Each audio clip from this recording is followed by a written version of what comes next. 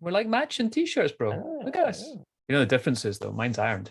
Yeah, I wouldn't go that far ever. To be fair, ironing t-shirts, it's like ironing your socks. You got to iron your socks and your underpants, man. What's wrong with you? Yeah, I know. I don't.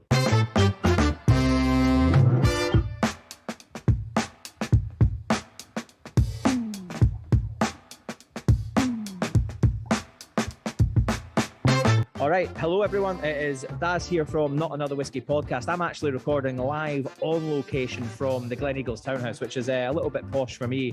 I'm not going to lie. I don't have my fuzzy-chinned and bald-headed mate Mitch with me today. He has left me well and truly hanging, but it's all good. He's been running about Scotland, visiting many distilleries with his fancy pals, and that's what he does, I guess, during the week these days, especially in the summer months. So he is forgiven, but don't worry, he will join me a little bit later on.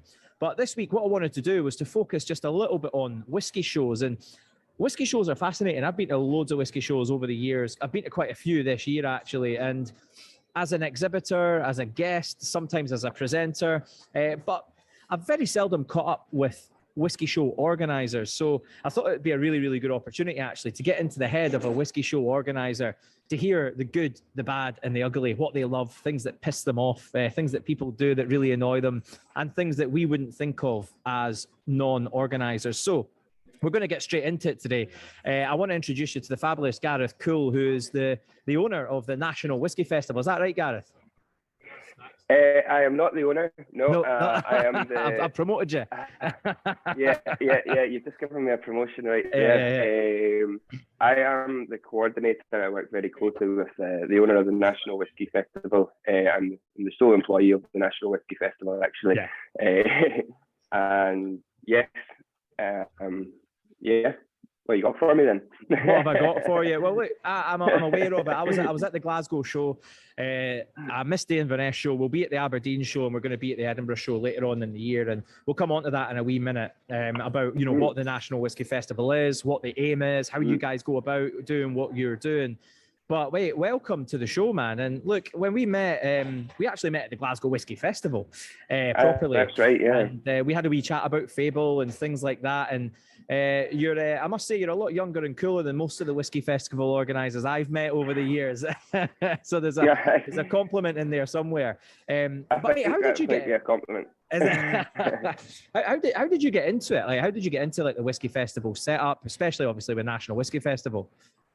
Yeah, well, I know this is. I feel like having a chat with you on this podcast is really just going to be a game of dropping names of all the kind of crazy great people I've worked with and kind of gotten me into this weird kind of position I'm in. I didn't think it was possible to be able to run whiskey festivals and the sorts full time, but I started off in bars and restaurants across the Central Belt, like most, a lot of sort of whiskey people do, and I hit a point about 7 years ago where I was kind of trying to grapple my way out of hospitality and work out what the fuck I was doing with myself. And I always had a keen interest in playing gigs, organizing club nights, and I always done that on the side from bars and restaurants. And I started realizing that the drink game can definitely be raised within gigs and clubs and festivals and stuff. Like, I love a great drink, and so do many people, but I think when you're in events, it's more about high volume, and so the quality of the drink tends to go down when we're serving very high volume during concerts and stuff. So I started experimenting with gigs and clubs and wee day festivals I was putting on, with inviting brands to have bars at them and stuff like that, and just trying to really get my database of sort of music consumers into drinking more high quality stuff. Essentially, I mean, many people have done it before. I'm not saying I was doing anything very unique there. But then there was a couple of key parts that happened in my career. It was about 6 years ago. An old friend of mine from Campbelltown, Ronan Curry is his name. He now works for Glenmorangie. He was with Kiln at the time, and he asked me, "Do you want to, during the Malts Festival in Campbelltown, do you want to sort of do Kiln and cocktails, design this cocktail bar?" And I was like, absolutely, and we can get some tunes going at the same time and everything. So there was that point, and then my timeline's a wee bit hazy at this point in my life, but there was also, I was heavily involved as a stage manager and a sound engineer at Edinburgh Cocktail Festival back in, I think that was maybe 2017, through a company called the Drink Cabinet. All fabulous people here, and it was at that point I really realised there was a career to be made out of tying music and whiskey together. And since that point, I've very much been forging my own kind of job role. It was one event that I worked on in particular pushed me really in the right direction. It was when the Mcallen opened up their new distillery. I worked with the Drink Cabinet on little event pieces around and about the Speyside for a couple of weeks. And not long after that, I found myself in London working for the Whisky Exchange as part of their events team and running tastings and working on the team that organises the massive, highly celebrated whisky show in London.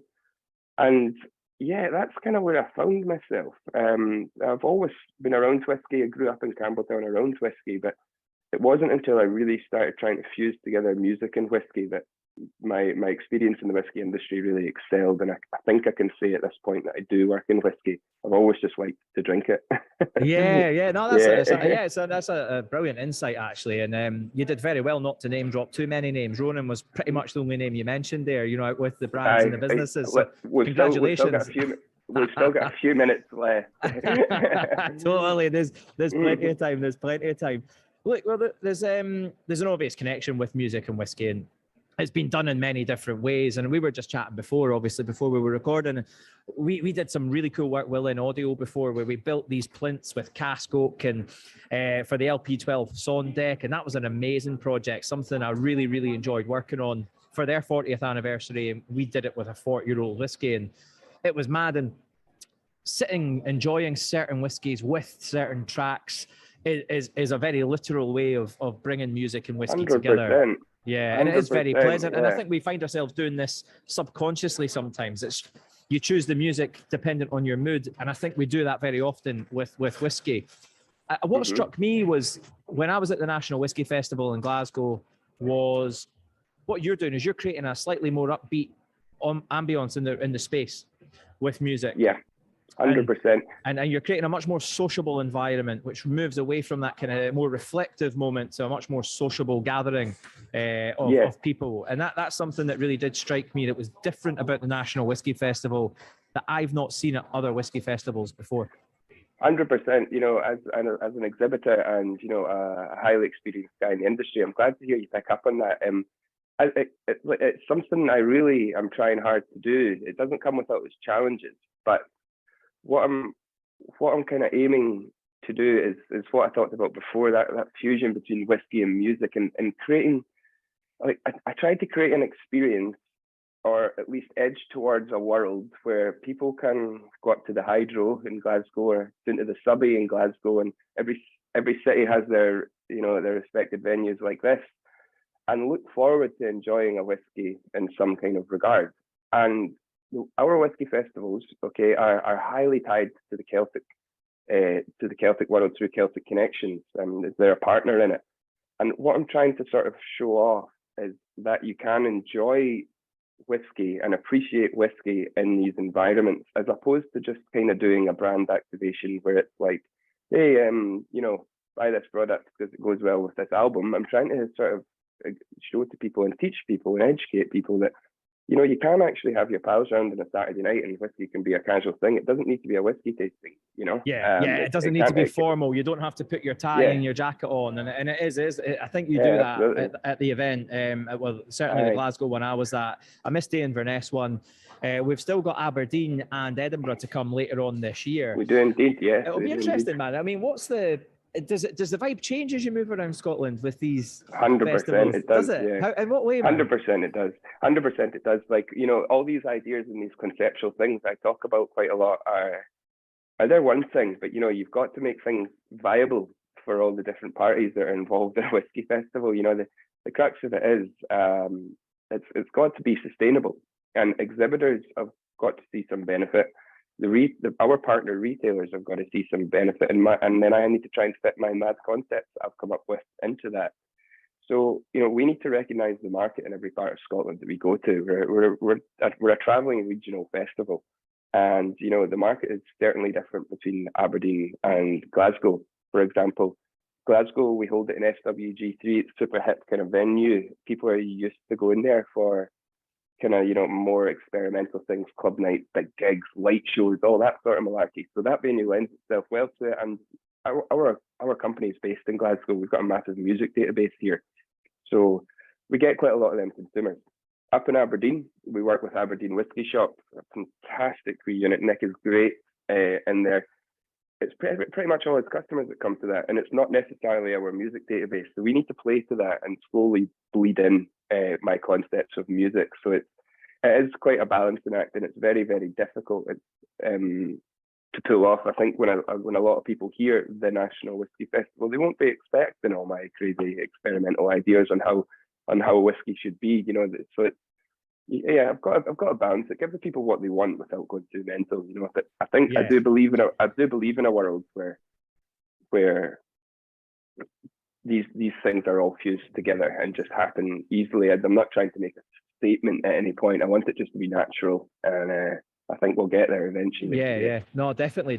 Now, we had a brief chat over email as well, not so long ago, and I wanted to pose this question to you, I suppose, was what I really loved about the Glasgow event was how many independent bottlers there were, how many independent whiskey brands there were. It wasn't a collection of, every big brand that you've ever seen. And actually, it struck me, maybe some of the bigger brands are pulling away from some of these events. Do you find that when you're organising and you're going to different brand owners and saying, look, we've got this event going on, here's who we're targeting, some of the big guys are just not turning up to these things these days?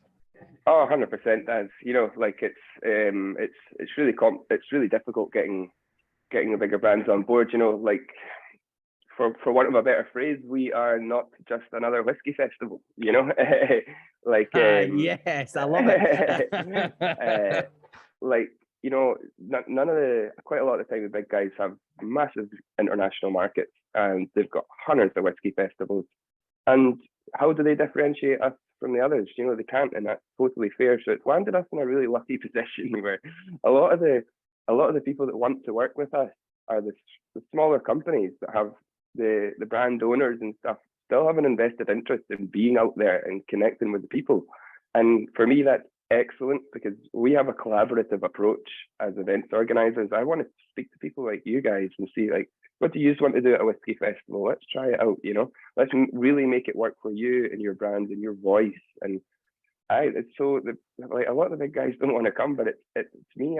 Right now, it's put us in a position I find is working for us.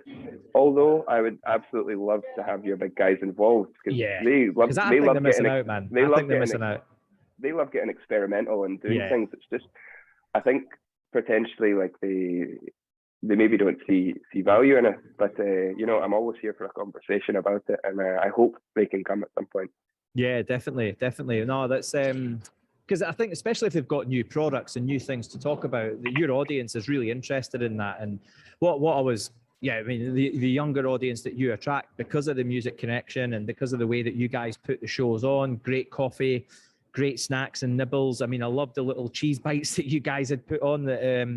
One of the vendors that is the best food I've ever had at a whiskey show. There is absolutely no question. 100%, mate. It was banging. Do you know it worked so well, man, with the little pairings and stuff. I was quite surprised by it, to be honest. Yeah. And you know what that was? That was our office is in Finiston. Our office is in a place called Castle of Doom. It's quite a well-known recording studio in Glasgow. It's owned by the band Mogwai. And right across the road, it's just in Anderston/Finiston area in Glasgow. Right across the road, there's the Pyramid Community Centre, and I often go in there for my lunch every day because there's this guy Stuart who has done various pop-ups in there. But he kind of basically does Finiston-style food and quality at Anderston prices through the community centre for the community. And I was like, okay, amazing catering at a whiskey festival is great, but we pretty much don't make any money off of this. I cannot afford the best of the best. I just said to Stuart, I'm eating here every day. Your food's absolutely amazing. Do you like whiskey? Do you want to come and get involved? And he's like, oh my God, yes. And he just delivered this whole menu of cheese pairings, chocolate pairings, delivered an exhibitor meal, been sessions for everyone, and everyone loved it. And I'm just like, that's the right approach, collaboration, and you just keep your options open and give people opportunities, and they'll more often than not completely blow you away. You know? Yeah. The last thing you want to be doing is dragging people to the event, right? Exactly. Come and do this, and you're like, oh god, man, this is hard work. You don't need that. You've got enough going on. And just on that, then, like, see when you're organising a whiskey show, what are the things that really piss you off? What gets you? Oh, gets under your skin. Is it people like me who don't get back to you on email with the right information? There's quite a few. You know, being an events organizer is highly stressful, very, very stressful. But I think the most annoying thing that happens is about a month to 3 weeks before. You have a whole floor plan created, you have a risk assessment done, you have, this is how my event is going to happen and no one can stop me. And then 2 weeks before the festival, you start getting an influx of exhibitors who want to join the event because they've totally forgotten and just remembered now. And then you need to, 2 weeks before, you need to go back to the drawing board because you want these people involved. But that's stressing. That's pretty stressing. But, you know, I don't mind because it's always going to work out. That's quite annoying. The other part that's quite annoying as well is when you don't sell enough tickets. well, that's a different type of pressure, I guess. Yeah, totally. But I'm just kidding. We're very, very lucky that we have an outstanding marketing team that, you know, predominantly work in the music industry, so they know how to reach people. So we don't worry about that. Honestly, I don't find anything that stressful. It's kind of more on the day that I get really freaked out. I love speaking to people in advance and sort of curating events. It's a real, like, kind of like painting a painting. I love it. I love introducing things. On the day, however, it's a different story, trying to run around massive venues and, you know, make sure that people are treating whiskey responsibly and things like that. That's the stressful part. Yeah, you need, because that's the thing, isn't it? That you don't need anything like that going wrong, and that's always a risk, isn't it, with a whiskey event? But I guess it's how you manage it. You've got plenty of people there supporting and making sure everyone's cool as well, which is always good. The whiskies themselves, then the whiskies and the brands. We talked a little bit about some of the more sort of independent, smaller brands turning up at the shows and things. And what's your general feel for what's happening in whiskey at the moment? You're from Campbelltown. I am indeed. Yes. So I mean, you're close. You must have family in whiskey and things like that, I guess. I mean, not necessarily. I think the funny thing with Campbelltown is, and I've said this to many people before, I don't mean to burst any bubbles or anything like that. And growing up in Campbelltown doesn't necessarily mean you absolutely love Springbank and whiskey and stuff like that. You know, it's an industry. I know friends that work in it, but I also know friends that work in the wind turbine factory outside Campbelltown. It's only if you choose whiskey as a journey that you understand the real impact of Campbelltown whiskey outside Campbelltown. You don't get taught it in schools. You're not getting handed jams of Springbank when you're for your 18th birthday and 60th and stuff like that. That's devastating to hear, isn't it? I mean, you're blowing some serious myths here. It's like stop. We're going to stop recording now, bruv. Is that? So that kind of doesn't happen. It's, if you choose it, it's there. You know. Like for me, what's happening in the whiskey world right now is incredibly exciting. Like, absolutely, it is. It's monumental for me. It's just a land of opportunity right there. You know, I'm always saying this to people. The face of it is changing so much, and it has been thanks to people like yourself. You know, brand ambassadors. All these well-known brand ambassadors. You know, from that have done time with the larger companies. You have been singing the tune for a while that whiskey isn't just this kind of tartan, bagpipes, hills and stills kind of thing. It's you know, it's hip and it's new. Yeah, and it's funny, isn't it? Because we created a movement, you know. It's funny because we get stuck in the. I'm not convinced. I mean, I agree with what you're saying. I'm not convinced that down to just the brand ambassadors, but I think like the what always struck me was in Scotland how there was this kind of rules-based product. But when I travelled abroad, actually, I was seeing people drinking whiskey in so many different ways and different types of venues. And in Scotland, it always felt like a little bit more backwards here, bizarrely, than it was anywhere else. And then when we came back, it used to be quite frustrating because you were always having to convince people that it can be enjoyed in different ways, with a cheese, with music, with cocktails, you know, in different styles and different ways. But that's really interesting to hear. Yeah, I think we're way down the track on that now, and it's really brilliant to see at the whiskey festivals and stuff. Like there's cocktail bars, there's, you know, you can have it neat. You've got proprietary bottlings, then you've got indie bottlings that have got like single cask strength stuff, and people are really exploring that. The number of people at the National Whisky Festival that I gave their first cask strength whiskey to really quite was brilliant, you know. And they were all in, and they were really into it, and they were quite keen to understand why you would bottle it like that, and what they were expecting to taste and stuff. So, yeah, it is. I think that open-mindedness and that attitude is ultimately what you're facilitating through the festival. So I think 100%. I'm not saying there's, and I'm not saying there's no interest or no market in, like, you know, really analysing whiskey as well. There's definitely a place for it. I think just what I'm trying to align us as is a place where you can go as a beginner and really ask these questions to people like yourself and all the other exhibitors we have. They're all great. Ask the questions that you might be too afraid to ask in a more serious environment. Enjoy some music, enjoy some food, understand the basics of using whiskey and enjoying it. And then, you know, if you want to go in a more serious direction, you absolutely can. You know, I think we're offering a nice platform for people to come and take their friends, and it's really noticeable, I reckon. And that is genuinely thanks to the way that whiskey is just now, though. It's a lot more open and free and for a diverse audience. But I don't think I could have gotten away with saying this like 5 years ago. You know, I might have been shooting myself in the foot, but it's genuinely like I see a really open market now in whiskey, and it's great fun for folk like us. You know? No, definitely, man, definitely. Right, I've got a few questions for you straight off the bat. Right, are you ready for this? Absolutely, hit me. Come on, I'm up for it. Okay, man. Favorite distillery tour that you've done? Favorite distillery tour? Oh my God! Straight off the bat, the new Mcallen distillery was pretty impressive. That's good. Yeah, fair enough. Favorite whiskey in the last couple of weeks? Last couple of weeks.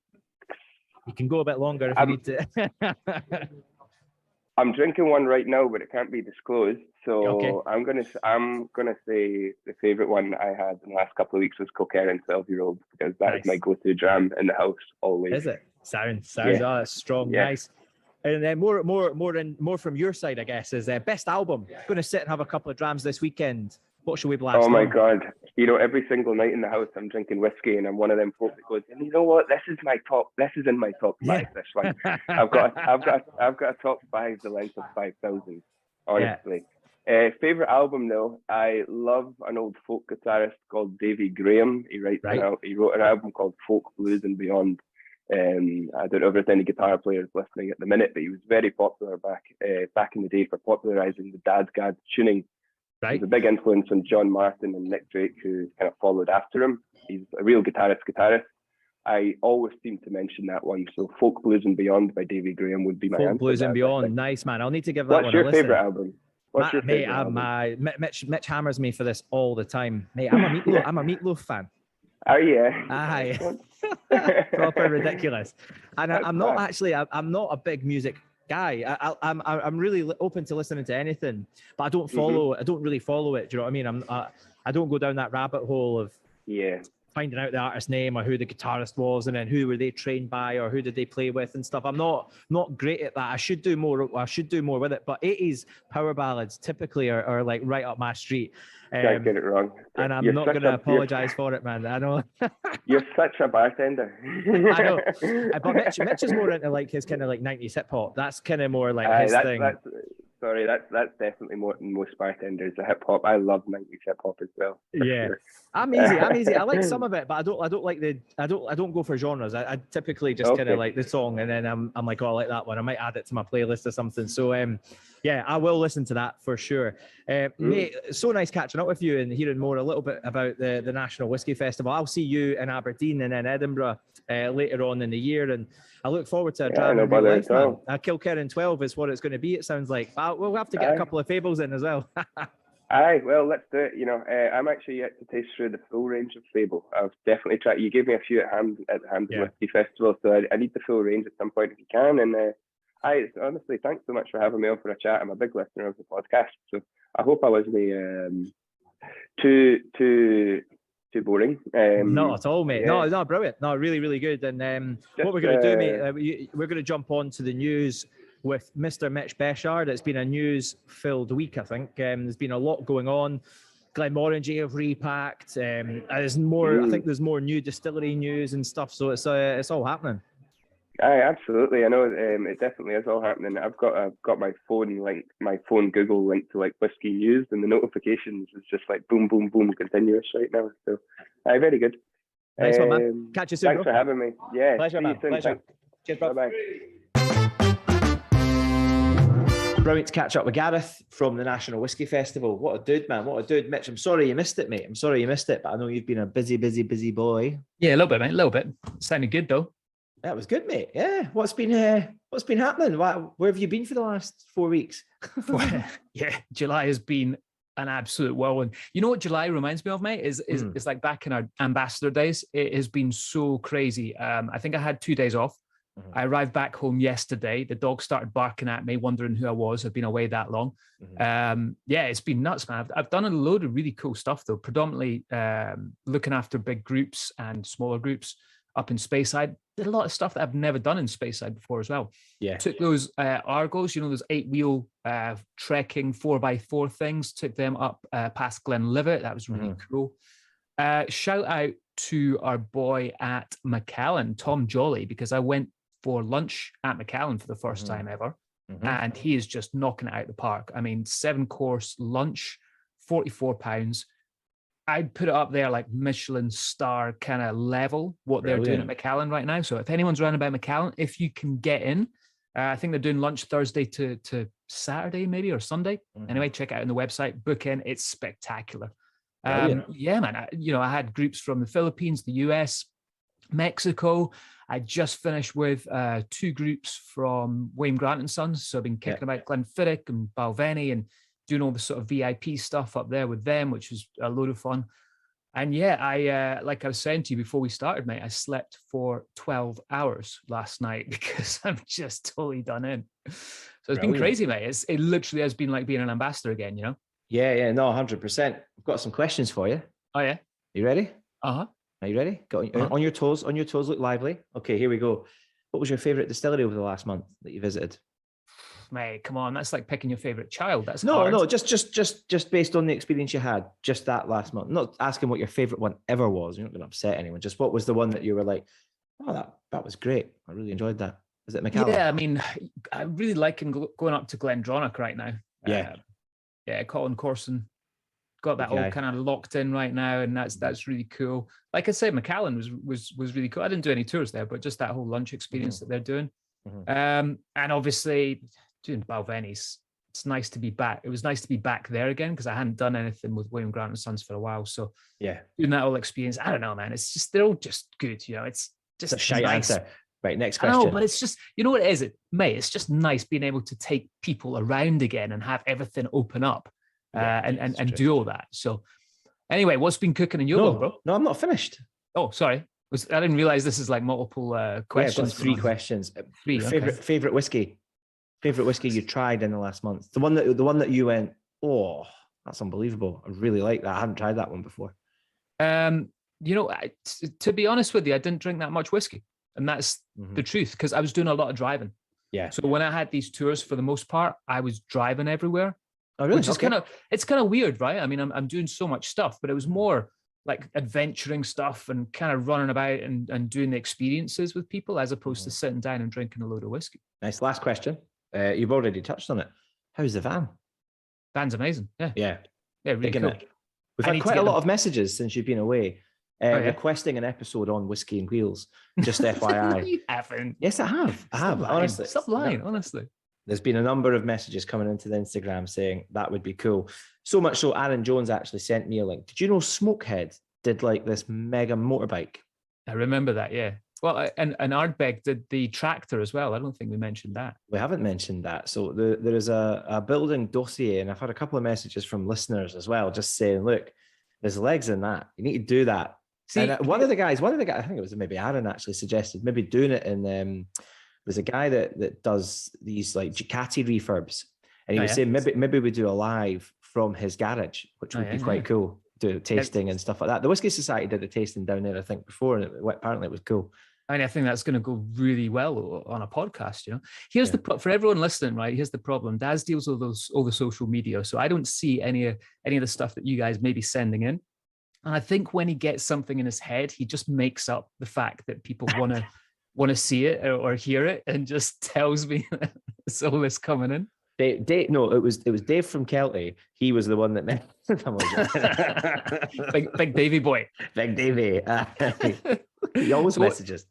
Dude, what's been cooking in your world? What have you been up to? Yeah, I've been fairly busy as well, to be honest, man. I was on holiday in Turkey for a couple of weeks. It was quite cool, because the when you go to these bars around the world, and you see products that you don't normally see when you're here in the UK, VAT 69s and stuff. So that was fun. I've tasted a few whiskies and things like that there, which was decent. You're all inclusive, right? It was all inclusive, mate. Yeah. Gets dangerous, Got right into it. Yeah, definitely. They're not going to let you back in. Nah, I probably won't be allowed back in. I know, I'm not allowed back in Turkey. Never mind the hotel.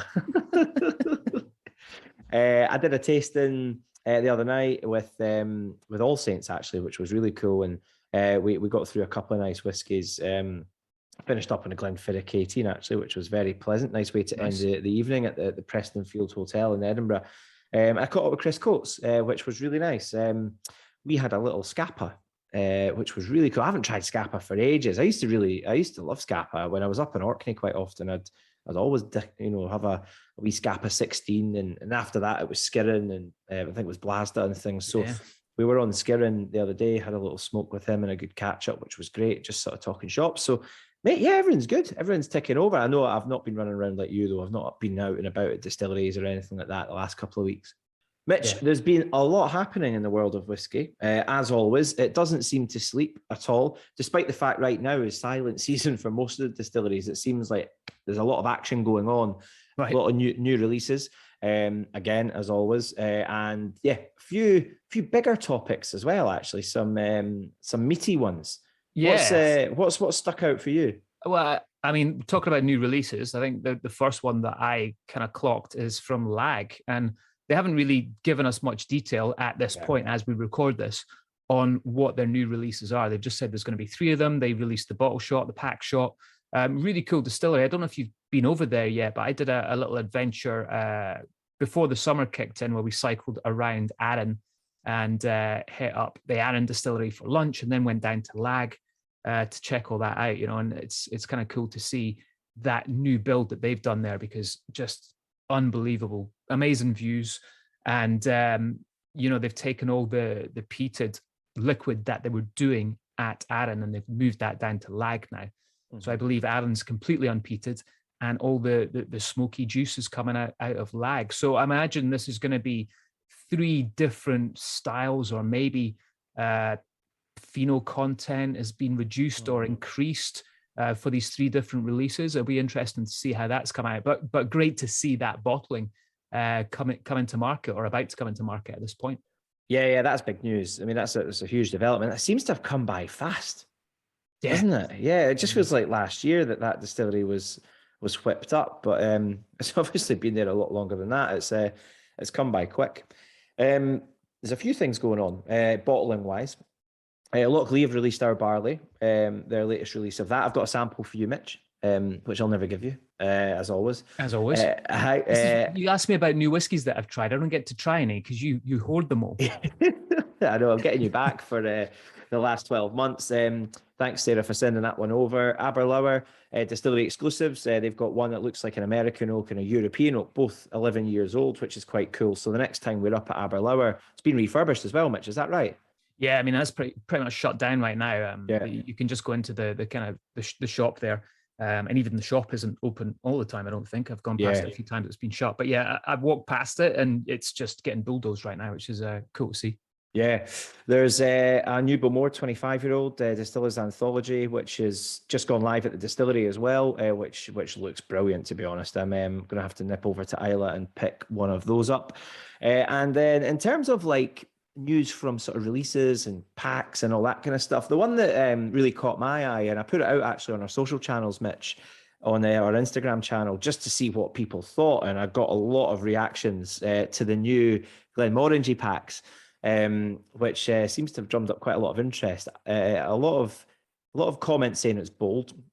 A lot of people actually, quite like it, you know, in terms of the phonetic pronunciation of Glenmorangie, and that's how it's been broken down on the bottle, which is quite clever. And then a lot of people that just don't like it, who preferred maybe the way it was. So I don't know what you thought about it. Going into your marketing analytical mind here, Mitch, what were your thoughts on the new Glenmorangie packs? Do you know what, mate? You sent it to me and I looked at it for 2 seconds and I was running about here, there and everywhere. So I didn't really have a good look at it, to be honest with you. So I haven't digested it properly yet, but you know, I will have a look at it.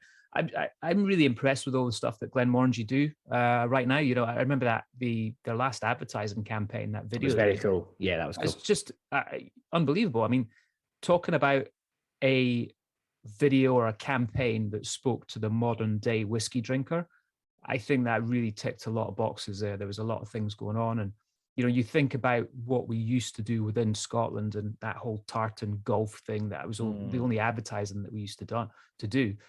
Companies like Glenmorangie just pushing the boat out and really kind of making things a bit different, which is good to see. So I don't have any problems with what Glenmorangie do marketing wise. And I'm sure when I have a good look at this packaging, it'll be great.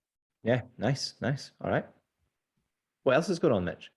Well, let's get a little bit geeky, a little bit technical, talk about something in the production world. We have the world's largest kiln, which has just been built in Buckie. So Buckie is in Speyside, like right by the coast, North Speyside. So the Bort Malt Company has built this massive kiln, and it can handle 600 tons of malt per batch. Yeah. Now, I looked at, to give you guys a kind of bit of a mental image on what 600 tons looks like. I looked into this, and it'd be the equivalent of 5 blue whales in this. It's incredible. The thing they built here, it blew my mind when I first saw it. I couldn't understand what I was looking at when I first saw this. It's worthwhile checking out the whole pictures that they posted on this. Yeah. But yeah, the diameter alone is like 41 meters. So yeah, just massive, just incredible to see these huge maltings and what they're doing now and keeping up with the demand for single malt Scotch whiskey. Yeah, that's a big one. Yeah, big news there, mate. Definitely. Yeah.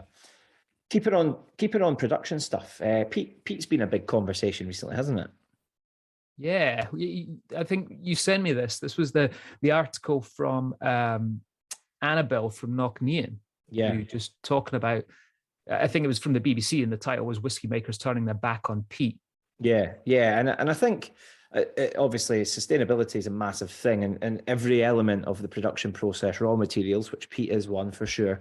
You need to look at those and go, right, can we sustain that for a long period of time? And compost would be the main user of peat in the UK. I think whiskey.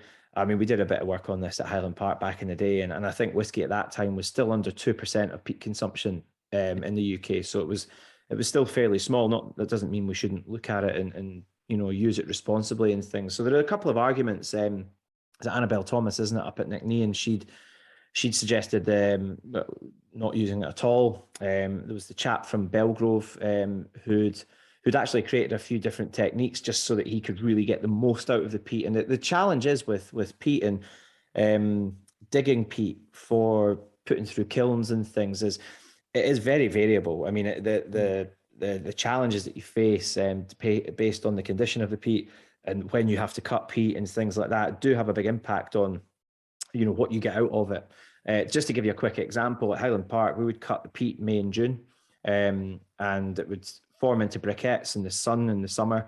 It would allow it to sort of crust over, and that's great because it means that you can store it for the remainder of the year, as you use it, about a ton a day through the distillery. And what happens is that over the year, it does start to break up a little bit and it becomes a wee bit dusty, so that when you're whacking it into the kiln, you're not getting as much from it and it becomes quite powdery. So the way it burns changes as the year goes on. If it hasn't dried properly, it becomes a bit of an issue. You do need to use a little bit more to get the peat smoke, through the kilns. And the other thing as well with kilns is they're all different shapes. So we'd done a bit of an experiment on the inside of the kilns at Highland Park, and I think we were getting anything from in the barley, anything from 15 to 45 ppm. And that was all based on the draw, the condition of the peat, which kiln we were actually malting it, drying the barley in. So, I mean, there's so many things going on here, obviously, but the sustainability is the key part. And I guess as long as the guys are doing it responsibly and relaying the heather on top and allowing it to regenerate and regrow, it's very slow. About 1 millimeter a year is the regeneration rate. It's tiny. I don't know if it's sustainable based on the volume of peat that's required for the total industry. And with lots and lots of new distilleries coming on board, are we using more moving forward, or are we using less? Are people just not using peat and preferring to use unpeated malt? But definitely a good discussion. And one of the things we should do, Mitch, is get someone on to come and talk to us about peat and dig deep into this and have a look at, the pros and cons. Yeah, do a peat episode. And there'll be a lot of scientists within William Grant's, Edrington, Beam, things that are looking at this already. I think what I want to go into in a conversation I have with a lot of people is terroir, exists within peat. Oh, big time. Going into that as well would be really cool. And we can get all geeky with that. And then most people will just switch off and be like, those idiots talking about. Yeah. No, but you're right. Well, there's a lot of people who love smoky whiskey. Yeah. And they want to know where this flavor comes from. Why does smoky whiskey on Islay taste different to smoky whiskey from Orkney? Why is Caithness peat different to Islay peat and Orkney peat? All of these different things that do create flavor and give us a style of whiskey, don't they? And that heathery floral note that you do get from Orkney is specific to that peat that they use. And we did a trial many years ago with Caithness peat, and it didn't work. In fact, the whiskey that was in Highland Park Odin, the Valhalla collection, I'm certain that was the whiskey that was used in that trial. So it was a different type of smoke that we were getting on that whiskey. All right, we'll keep all that good chat for the Peat episode, mate. All right, mate. All right. Sorry, getting a bit excited there. Spank everything on this episode. It's all coming back to me, Mitch. It's all coming back to me. Yeah. Get it. Write it down. Yeah. I think that's it for the news, though. What are we doing next week, mate? What are we doing next week? Well, I thought it would be good to catch up with some. Well, you thought and I thought. We actually had this. We're starting to think the same, Mitch. We're hanging out too much together, but we thought it'd be a good idea to catch up with some coopers. So I have spoken to my very good friend, Mr. Stuart McPherson, who was the Master of Wood over at Edrington. He was a cooper originally and became the Master of Wood as the years went on.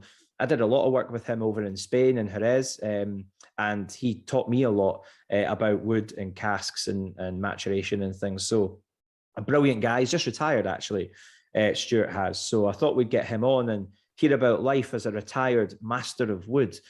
What does he get up to? What's he doing these days? I bet he's just golfing and going on holiday, and that's what he'll be doing. But he's got a lot of insight, some great knowledge to share. So I'm really, really looking forward to having him on. Yeah, it should be good, mate. Should be good. Looking forward to that one. But as always, guys, thank you so much for listening to our wee podcast. And may all your whiskies be as smooth as Daz's new haircut. Oh, thanks, mate.